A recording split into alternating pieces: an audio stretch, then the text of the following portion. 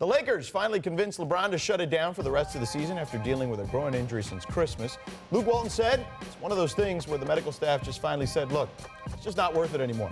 So, Amin, was this the right time to make that call? It's not worth it anymore. Was there a point in the last 3 weeks where it was worth it? I mean, that's my thing. Like, I know, I believe that this is a legitimate injury and it has hampered him. And groin injuries are notorious to not get better as you continue to play on it. But the Lakers were, even if it wasn't mathematically, we kind of figured the day they lost to the Suns or LeBron inbounded the ball off the backboard, it was a wrap on that day.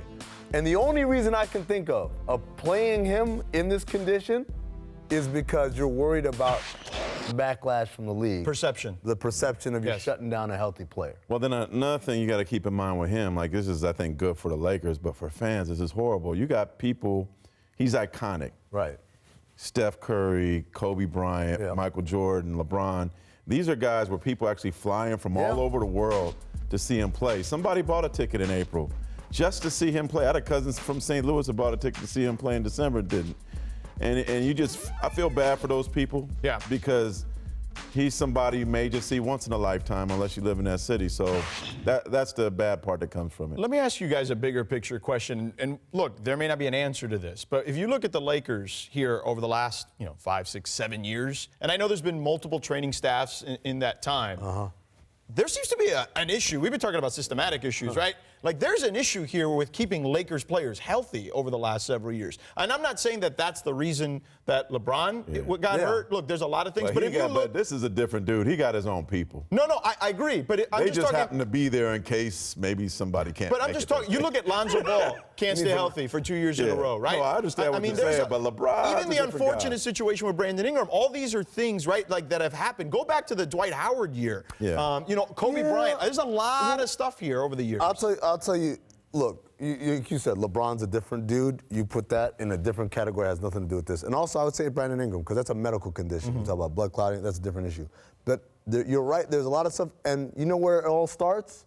The lockout, when they let go of all of their staff. And Alex McKinney was a guy on that staff, and he's a world-renowned. Maybe the best in the league at what he does. And so they let go of all those guys so they could save payroll money. The other trainers with the Bulls now? Yeah. Old trainer. Well, and that's my thing. That's definitely a discussion to be had. If you look at their injury history since the lockout.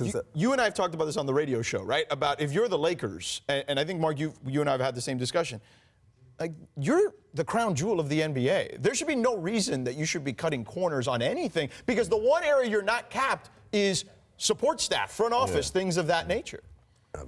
And where do they rank as far as spending in those money? Let's see, amen. I said if you look at all the owners in the NBA and look about, where is the majority of your money tied up in? The Lakers are from the hood. Exactly. That's a mom and pop operation. It is a mom and pop operation. Even still. Even still. I mean, you got that TV deal. But there shouldn't be any. At the end of the day, that's their money. That's the bus money, and it's not like there's huge revenue streams coming from other things for them. Right. Their main money maker is the Los Angeles Lakers. But to the point on LeBron, I understand why now. LeBron wanted to try to play as many games as possible, but they're just telling him it's not in your best interest, dude. Just like chill. You want to be healthy for next year. Right. For 2 years from now. You got to get some rest in it, and it'll be good for him. And I'm willing I think it's that responsibility of knowing people are coming to see you. For sure. I'm sure he takes pride in that. But Mark, I don't want to jip people next year out of seeing. No, I understand that.